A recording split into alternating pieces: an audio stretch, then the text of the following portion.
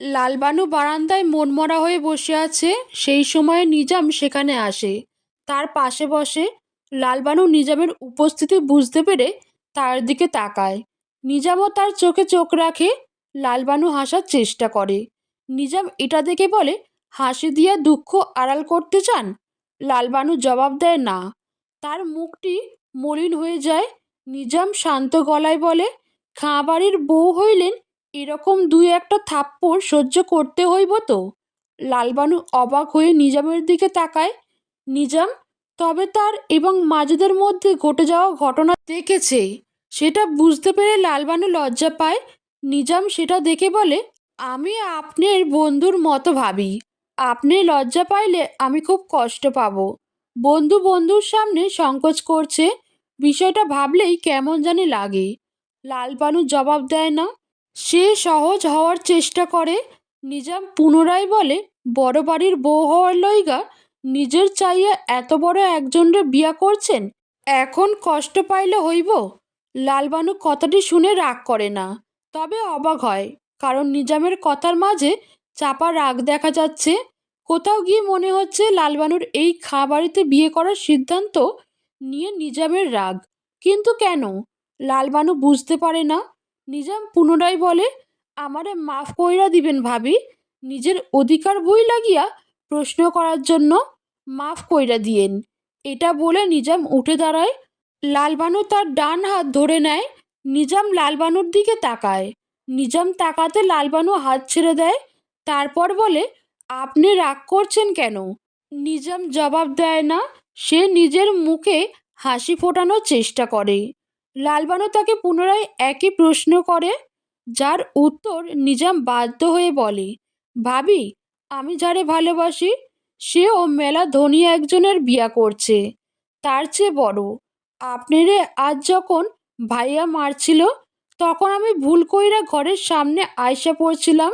সেই সময়ে আপনারে কান্নারত মুখটা দেখে আমার তার কথা মনে পড়ছিল।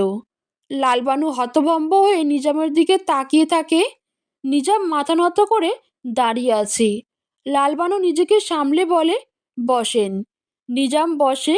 লালবানু পুনরায় বলে, যদি জানতে পারেন সেই মাইয়া সত্যি দুঃখে আছে, তাহলে কি করবেন?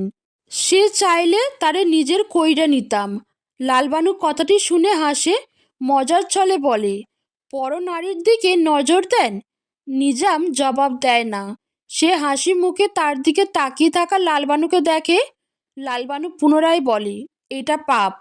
পাপ কাজ করবার সময় আমরা নিজেগো নিয়ন্ত্রণে থাকি না বোধহয় ভাবি, তাই পাপ জেনেও সেই পাপের সাগরে পা দেই। লালবানু নিজামকে বুঝিয়ে বলে, সংসার জীবনে খুঁটিনাটি সমস্যা থাকে, এইসব সামান্য ব্যাপার, এই সামান্য ঘটনায় বলা যায় না যে মানুষটা খারাপ আছে, অর্থাৎ লালবানু খারাপ নেই। তাই লালবানুর স্থানে নিজামের সেই ভালোবাসার মানুষটা থাকলেও সে ভালো আছে, খারাপ নয়। নিজাম সবটা শোনে, একজন মনোযোগী শ্রোতার মতো শোনে। এক পর্যায়ে নিজাম বলে, আপনি যখন বলছেন তখন হয়তো সে ভালোই আছে। লালবানু মাথা নাড়ায়। তারপর জানতে চায়, আচ্ছা, আপনার ভালোবাসার মানুষটি কেমন দেখতে? পড়ি। লালবানু নিজামের মুখের দিকে কৌতূহলী হয়ে তাকায়। নিজাম ম্লান হাসে। তারপরে বলে, আমার আঁখিখানা যতবার তারা দেখছে ততবার বলছে, এই নারী নয়, এ পরী। নিজাম চোখ বন্ধ করে নেয়। তার চোখে সেই নারীর মুখশ্রী ফুটে ওঠে। নিজাম বলে, লাল, নীল, হলুদ, সবুজ ভিন্ন রঙের ছাপার শাড়ি রোজ গায়ে জড়ায়।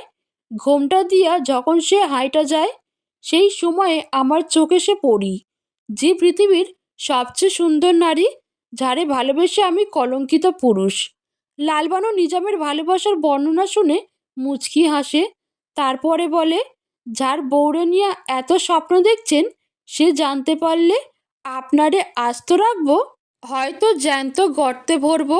লালবানু কথাটি শুনেই শব্দ করে হেসে দেয়। তারপরে সঙ্গ দেয় নিজাম। সেও শব্দ করে হাসে। সুলতান নীলুফার জন্য একটি সবুজ শাড়ি নিয়ে আসে। সেটা নীলুফার গায়ে জড়িয়ে ধরে বলে, শাড়িটা পরলে তোমার যা লাগবে না নীলু? কল্পনায় নীলুফাকে যেমন লাগবে সেটা ভেবে নেয় সুলতান। তারপরে বলে, আমার রানী, যার চোখে তাকাইয়া আমি শেষ হইয়া যাব। নীলুফা ম্লান হাসে। পরক্ষণে একটি কথা মনে পড়তে বলে, এই শাড়িটা কিভাবে কিনলে? কিভাবে আবার? হাটে গেলাম, টাকা দিলাম, শাড়ি নিলাম। নীলুফা সুলতানের দিকে সন্ধিয়ান দৃষ্টিতে তাকায়। সুলতান কিছুটা ভয় পায়। নীলুফা জিজ্ঞেস করে, টাকা কোথায় পেলে? পাইছি, সুলতানের ছোট্ট জবাব। নীলুফা হাসি হাসি মুখ নিয়ে বলে, কোথায় পাইছ? সুলতান মাথা চুলকায়। নীলুফা তার দিকে জিজ্ঞাসা দৃষ্টিতে তাকিয়ে আছে। সুলতান বোকা বোকা হেসে বলে, আব্বার পকেট থেইকা চুরি করছি। নীলুফার চোখ মুখে রাগ ফুটে ওঠে, যেটা দেখে সুলতান তৎক্ষণাৎ কানে ধরে, বলে, মাফ কইরা দাও, আর করব না। নীলুফা জবাব না দিয়ে শাড়িটা সুলতানের হাতে দেয়।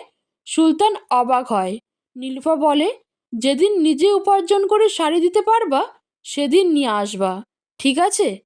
তার মানে এইটা নিবা না? তো এটা কি করব? নিজের কাছে রেখে দাও। যেদিন এটার দাম তোমার আব্বাকে দিতে পারবা সেদিন আমার কাছে শাড়িটা নিয়ে আসবা। আমি পরে তোমাকে দেখাবো আমাকে কেমন লাগছে। সুলতান নীলুফাকে শাড়িটা নিতে জোর করতে চায়, তবে নীলুফা শোনে না। তার এক কথা সে নিবে না। তাই বাধ্য হয়ে সুলতানকে শাড়ি নিয়ে চলে যেতে হয়। নীলুফা বাড়ি ফিরছিল। মাঝপথে তার মাজেদ খাঁর সাথে দেখা হয়। মাজেদ খাঁ নীলুফার পা থেকে মাথা অবধি দেখে নেয়।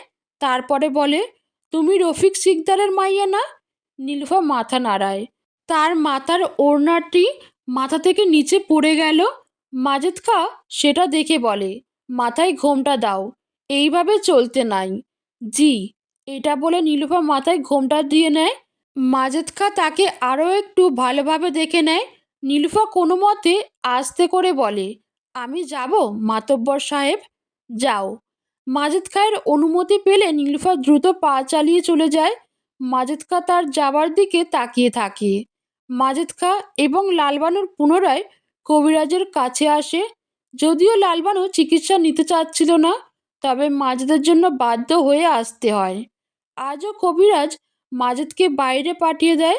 তারপর একটি পাত্র থেকে ঔষধ দিয়ে বলে, এইটা খাও। লালবানু দেখে আজকের ঔষধের সেদিনের মতো নয়, এটা কিছুটা ভিন্ন।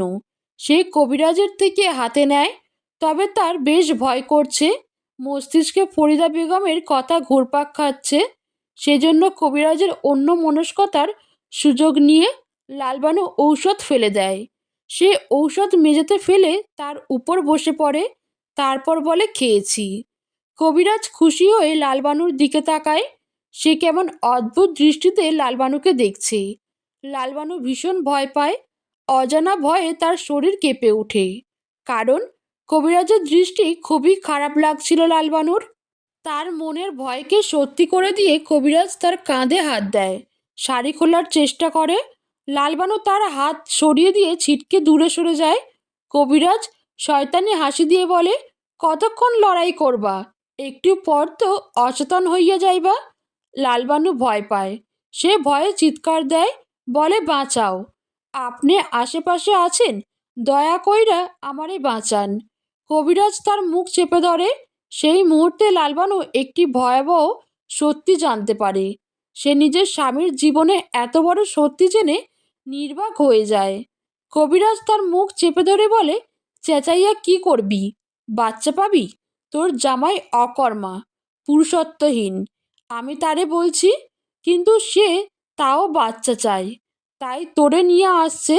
এখন বাচ্চা কিভাবে হইব যদি তুই আমারে সাহায্য না করস? লালবানু অজানা বিপদের ভয়ে আঁতকে ওঠে। শরীরের সমস্ত শক্তি দিয়ে কবিরাজকে ধাক্কা দেয়। কবিরাজ লালবানুর এত শক্তি দেখে অবাক হয়। তার মতে এতক্ষণ লালবানুর অচেতন হয়ে যাওয়ার কথা। লালবানু কবিরাজকে পুনরায় একটি ধাক্কা দিয়ে দরজার কাছে যায়। সে দরজা খুলে ফেলে। এর মাঝে মাজেদও এসে পড়ে। লালবানু তাকে জড়িয়ে ধরে। তাকে জড়িয়ে ধরে কান্না করে দেয়। মাজেদ কবিরাজের দিকে তাকায়। লালবানু বলে, কবিরাজ চাচা আমার লগে খারাপ কাজ করতে চাইছে। লালবানু এটা বলে হাউ মাউ করে কান্না করে দেয়। কবিরাজ মাজেদের উদ্দেশ্যে বলে, তুমি ভালো কইরাই জানো তোমার বাচ্চা হইব না, এই জন্য আমার সাহায্যে। মাজেদ কবিরাজকে আর কিছু বলার সুযোগ না দিয়ে থাপ্পড় বসিয়ে দেয়। তারপরে বলে, তুই চিকিৎসার নামে। মাজেদ খা পরপর দুইটা গালি দেয়। লালবানু মাজেদকে ধরে বলে, আমারে বাড়ি নিয়ে চলেন, দয়া কইরা বাড়ি নিয়ে চলেন। মাজেদ লালবানুকে ধরে, কবিরাজকে পরে দেখে নিবে বলে। লালবানুকে নিয়ে চলে যায়। মাজেদ বাড়ি এসে লালবানুকে সরাসরি ঘরে নিয়ে গেল। তারপর বেশ শান্ত গলায় বলে, কবিরাজ, আমার বাচ্চা হইব না, সমস্যা আছে বলছে, এই কথাটা কেউ যাতে না জানে। লালবানু অবাক চোখে মাজেদকে দেখে। মাজেদ তাকে আরও অবাক করে দিয়ে বলে, দেখো, এই কবিরাজ দিয়া হয় নাই তো কি হয়েছে, আমরা অন্য কবিরাজের কাছে যাব, তোমার চিকিৎসা করাবো, তারপর ঠিক আমাগো বাচ্চা হইব। লালবানু বয়সের দিক দিয়ে অনেকটা ছোট, তবে বুদ্ধির দিক দিয়ে যথেষ্ট বড়।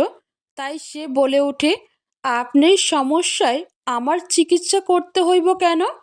আরে দোষ কাটাইব, বাচ্চা না হওয়ার সমস্যা ঝাড়ি থাক, বউয়ের দোষ কাটানোর লইগা তারে কবিরাজ চিকিৎসা এবং গোসল দিলে সব দোষ কাইটা যাবে। সেজন্য তো আমরা চিকিৎসা করতে চাচার কাছে নিয়ে গিয়েছিলাম। লালবানু পূর্বের চেয়ে দ্বিগুণ অবাক হয়ে মাজেদের দিকে তাকিয়ে থাকে। লালবানু জানে দোষ কাটাতে এমন অনেক কিছু করা হয়, তাই বলে বাচ্চা হবে না একজনের কিন্তু দোষ কাটাবে অন্যজনকে দিয়ে, এটাও সম্ভব? লালবানু এই বিষয়ে প্রশ্ন করতে যায়, কিন্তু মাজেদ তার কথা শোনে না। সে এবার বেশ কঠিন গলায় বলে, আমার যে বাচ্চা না হওয়ার সমস্যা আছে সেটা যেন কেউ না জানে, কথাটা মাথায় রাখো। মাজেদের কঠিন গলায় রীতিমতো হুমকি শুনে লালবানু কিছুটা ভীত হয়ে যায়। মাজেদ ঘর ছেড়ে চলে যায়। লালবানু বিছানার উপর বসে পড়ে। তার মন অনেক কিছু ভাবছে। আজকের পুরনো ঘটনা ভাবছে। লালবানু মনে মনে বলে, এই রকমভাবে দোষ কাটানো যায়? যদি তাই হইতো তাহলে কবিরাজ চাচা আমার লগে খারাপ কাজ করতে চাইতো না, সে তার কবিরাজি দিয়া দোষ কাটাইয়া দিত, তাই নয় কি? লালবানু এসব ভাবনায় মগ্ন ছিল। সেই সময়ে ফরিদা বেগম আসে। লালবানু ফরিদা বেগমের ডাকে ভাবনা থেকে বেরিয়ে আসে। লালবানু ফরিদা বেগমকে দেখে তাকে জড়িয়ে ধরে, খুশি মনে বলে, আপনারে মেলা ধন্যবাদ ভাবি। হঠাৎ ধন্যবাদ? ফরিদা বেগম বুঝতে না পেরে জিজ্ঞেস করে। লালবানু কথাটি এড়িয়ে যায়। মাজেদ যেহেতু সবাইকে জানাতে বারণ করেছে, সেহেতু সে কাউকে জানাবে না, তাই বলে মন চাইল। কিসের জন্য?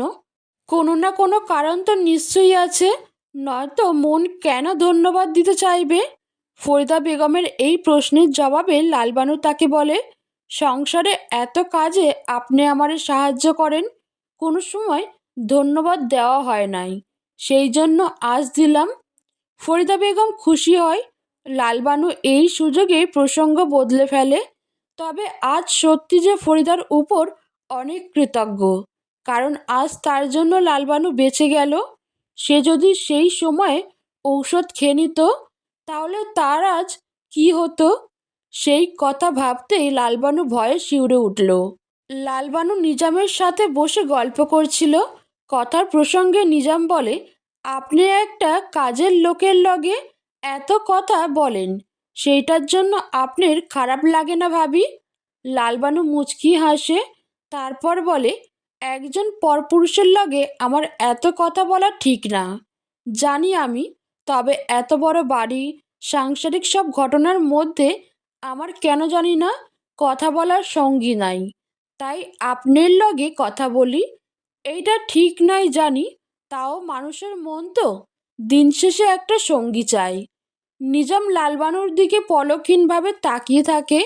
লালবানু পুনরায় বলে, সে স্বামীর লগে বউয়ের সম্পর্ক, শাশুড়ির লগে বৌমার সম্পর্ক, ভাবির লগে ভাবির সম্পর্কের মাঝে আমার কারোর লগে বন্ধুর সম্পর্ক গড়ে ওঠে নাই। সেই সময় হঠাৎ আপনার এই বাড়িতে আগমন, এই বাড়ির সবার লগেই আমার সম্পর্ক রয়েছে, যেগুলোর নাম আছে, আপনার লগে ছিল না, তাই হয়তো বন্ধু শব্দটা আপনার লগে জুড়ে গেল। একটু থামে লালবানু, তারপর কিছু একটা ভেবে নিজামকে পুনরায় বলে, তাছাড়া আমি আপনারে কাজের লোক ভাবি নাই। আসলে আমি মেলা গরিব ঘর থেকে আসছি, সেইখানে কাজের লোক ছিল না, তাই জানি না কাজের লোকের লগে কিভাবে চলতে হয়। তাই হয়তো ভুল হইয়া গেছে। বন্ধু বইলা আবার সেই বন্ধুত্বটারে ভুল বলতেছেন ভাবি? লালবানু মুচকি হাসে, জবাব দেয় না। নিজামত চুপ হয়ে থাকে। মালেকা বেগম এবং ফরিদা বেগম কথা বলছিল। কথা প্রসঙ্গে মালেকা বেগম বলে, নিজাম পোলাটার লগে বড় বউয়ের একটু বেশি ভাব দেখা যাইতাছে না? ফরিদা বেগমের জবাবের অপেক্ষা না করে মালিকা পুনরায় বলে, বাড়ির বউ মানুষের পরপুরুষের লগে এত কথা কিসের? আম্মা, আপনি একটু বেশি ভাবছেন। আসলে নিজাম ছেলেটা বড্ড মিশুক, তাই বোধহয় ভাবি তার সাথে গল্প করে মজা পায়। তাছাড়া ফরিদা বেগম থেমে যায়। মালিকা বেগম অবাক হয়ে জিজ্ঞেস করে, তাছাড়া? আপনার বড় ছেলে চায় নিজাম ভাবির আশেপাশে থাকুক। আসলে সে ভাবির উপর নজর রাখার জন্যই মূলত নিজামকে এই বাড়িতে কাজে রেখেছে। কি? মালিকা বেগম ভীষণ অবাক হয়, উত্তেজিত হয়ে পুনরায় বলে, এটা কিছু হইল? পরে এই পোলার লগে এত মেশার ফলে যদি উল্টোপাল্টা কিছু ঘইটা যায়, বউগো এত লাই দেওয়া উচিত না। তোমারে আমি বড় বউরে এইসব বিষয়ে শাসন করতে বলার পরও করো নাই, মাজেদের লাইগাই করো নাই। জি আম্মা, কিন্তু মাজেদ এইটা কেন করবে? বড় বউয়ের উপর নজর রাখা লাগবো কেন? ফরিদা বেগম ম্লান হাসে, তারপর বেশ ঠান্ডা মাথায় বলে, আসলে বিষয়টা এমন নয় যে নিজাম ভাবিকে নজরে রাখছে, বরং এর আড়ালে ভাবি নিজামকে নজরে রাখছে, যেটাকে আপনার ছেলে তার দূরদর্শী বুদ্ধি দিয়ে ঘুরিয়ে দিয়েছে। নিজামকে ভাবির উপর নজর রাখতে বলে তাকে বুঝিয়েছে এটা নিজামের কাজ। অন্যদিকে এসবের আড়ালে ভাবি যে নিজামের উপর নজর রাখছে, এটা নিজাম বুঝতে পারছে না। আপনার ছেলে এটাই চায়। মালেকা কৌতূহলী চোখে ফরিদা বেগমের দিকে তাকায়। ফরিদা বেগম মাথা নাড়ায়, এর অর্থ হ্যাঁ, মালেকা বেগম যেটা ভাবছে সেটাই সত্যি। মালেকা বেগমের ফরিদার কথা বিশ্বাস হলো। যতই হোক, ঘটনা তো সত্যি। মালেকা বেগম বলে, এর চাইয়া পোলাটা এবং তার পরিবারকে গ্রাম থেইকা চইলা যাইতে বললে হইতো না? ফরিদা জবাব দেয় না, সে শুধু মুচকি হাসে। মালেকা বেগমের সাথে কথা শেষে ফরিদা বেগম ঘর থেকে বের হয়। ঘরের বাইরে আসতে তার উত্তর দিয়ে বারান্দায় বসে থাকা নিজাম এবং লালবানুর দিকে নজর যায়। সে তাদের একসাথে দেখে মুচকি হাসে, মনে মনে বলে, করো মেলামেশা, তোমাদের মেলামেশাটা আরও গভীরে যাক। এই জন্য তোমাদের মেলামেশায় যাতে কেউ বাঁধা হয়ে না দাঁড়ায় সেটা আমি দেখব। লালবানু মালেকা বেগমের ঘরটা গুছিয়ে দিচ্ছিল। সেই সময়ে বিছানার উপর বসে থাকা মালেকা বেগম বলে, বিয়ার বছর শেষ হইয়া গেল, এখনো পোলাপানের কোনো খবর নাই। তোমাগো পোলাপান দেইখা মরতে পারবো, এই বংশের বাত্তি দেইখা পারবা না। লালবানু জবাব দেয় না। মালেকা বেগম পুনরায় বলে, কবিরাজের কাছে পাঠাইলাম, তাও পোলাপানের আসার কোনো খবর নাই। একটা বন্দা মাইয়া গছাইয়া দিছে কিনা কে জানে। লালবানু মালিকা বেগমের কথায় বেশ কষ্ট পায়। বিশেষ করে বন্দা কথাটা শুনে তার বেশ রাগ উঠে যায়। সে মনে মনে বলে, আমার বিয়ার বছর হইল, ভাবির তো বিয়ার মেলা বছর হইল, তাইলে আম্মা তারে কিছু বলে না কেন? প্রশ্নটা বেশ পীড়া দিচ্ছে লালবানুকে, তবে সে মুখ ফুটে প্রশ্নটা করতে পারে না। অন্যদিকে মালেকা বেগম বন্দাসহ নানা ধরনের কথা বলে যাচ্ছে লালবানুকে। এই পর্যায়ে বলে, যে মাইয়া জন্মাইয়া নিজের মায়েরে খাইছে, তারে কি আল্লাহ পোলাপান দিব? তার তো জন্মেই দোষ আছে। এই কথাটি লালবানু নিতে পারে না। সে ঘর থেকে বের হয়ে যায়, দৌড়ে নিজেদের ঘরে আসে। সেখানে মাজেদ বসেছিল। লালবানু হন্তদন্ত হয়ে এসে বলে, আমারে সত্যিটা জানাইতে হইব। লালবানুর চোখে অশ্রু দেখে মাজেদ বেশ অবাক হয়, বিস্ময়কর দৃষ্টিতে বলে, কিসের সত্য? আপনি যে বাপ হইতে পারবেন না সেইটা। কি? লালবানুর কথায় মাজেদ ভীষণ অবাক হয়ে যায়। সে তৎক্ষণাৎ ঘরের দরজা বন্ধ করে নেয়। লালবানু বলে, আম্মা আমারে অনেক বাজে বাজে কথা বলতাছে। আপনি আমার লগে চলেন, তারে গিয়া জানাই যে দোষ আমার নয়, আপনের। আপনি বাপ হইতে পারবেন না। লালবানু বাক্যটি শেষ করার সাথে সাথে মেঝেতে পড়ে যায়। মাজেদ তার গালে থাপ্পড় বসিয়ে দিয়েছে। লালবানু বিস্ময় ভরা দৃষ্টিতে মাজেদের দিকে তাকায়। মাজেদ বেশ কঠিন গলায় বলে, চুপ, একদম চুপ। আমি মাজেদ খা, এই গ্রামের মাতব্বর আমি। আমার কোনো সমস্যা নেই, এই কথাটা মাথায় ঢুকাইয়া নে। লালবানুর বিস্ময় এখনো কাটছে না। সে মাজেদের দিকে অবাক হয়ে তাকিয়ে আছে। মাজেদ বলে, আমার বংশের উত্তরাধিকার আইব না, এইটার জন্য তুই দায়ী। কারণ তুই বন্ধা, আমি না। একটা কথা মাথায় ঢুকাইয়া নে, আমার কোনো সমস্যা নেই, তাই চুপচাপ থাক। সত্যি তো আপনির সমস্যা, তাও সবাই আমারে দোষ দিচ্ছে।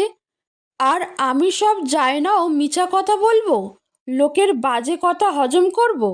মাজেদ পুনরায় থাপ্পড় বসিয়ে দেয়। তারপর কঠিন গলায় বলে, দুইটা বাজে কথা শুনলে কি হইব? মইরা যাবি তুই, মরবি না তো। কিন্তু এই সমাজে যদি আমার অক্ষমতা প্রকাশ পায়, তাইলে আমার মান যাইব না। এই গ্রামের লোক যারা আমারে সম্মান করে, তারা আমারে নিয়া মজা নিব, তা আমি বাইচে থাকতে হইব না। লালবানুর চোখে দিয়ে অশ্রু গড়িয়ে পড়ছে, তার মাথা কাজ করছে না। মাজেদ পুনরায় বলে, কাইল আমি তোরে নিয়া এক ওঝার কাছে যাবো, সে মন্ত্র পইরা গোসল দিব, তারপর বাচ্চা হইয়া যাইব। তাই আপাতত যে যা বলছে তা হজম কইরা নি। আমার জন্মে দোষ আছে, এইটা শোনার পরও আমি হজম করব? চুপ। এই সমাজে বন্ধাদের অনেক কথা সহ্য করতে হয়, তাই চুপচাপ সেইগুলো সহ্য কইরা পইরা থাক, নয়তো আমি তোরে বাপের বাড়ি পাঠাইয়া দিব। কথাটি বলে মাজেদ উপহাস করে হেসে দেয়। তারপর বলে, তোর তো বাপের বাড়িও নাই, আছে মামার বাড়ি। সেই মামার বাড়ি যে মামা তোরে 10,000 টাকার বিনিময়ে বিক্রি কইরা দিছে। লালবানুর মনে হলো সে এই দুনিয়ায় নেই, সে এক অন্য দুনিয়ায় চলে গেছে। তার মাথাটা কেমন ঘুরছে। মাজেদ বলে, করকরে 10,000 টাকা গুনে নিয়েছে তোর মামা এবং মামি, তাই এইখানে থাকতে হইলে চুপচাপ থাকতে হইব। সবচেয়ে বড় কথা, আমি তোর স্বামী, স্বামীর মান রক্ষা করা বউয়ের দায়িত্ব। আর যদি দায়িত্ব পালন করতে না চাও, তাহলে চইলা যাইতে পারো। লালবানু জবাব দেয় না, সে বেশ ভেঙে পড়ে। মাজেদ ঘর থেকে বের হয়। বের হবার সময় বলে, এই কথা এই বাড়িতে আর যেন আলোচনা না হয়। দেওয়ালের কান আছে, যে কেউ শুইনা যাইতে পারে, তাই সাবধান। একটা কথা মাথায় রাখিস, মায়া মানুষের কোনো মান নাই, তাই তার কোনো চিন্তা নাই। কিন্তু পুরুষ মানুষের মানই আসল, যার জন্য তারে অনেক হিসাব কইরা কদম ফেলতে হয়।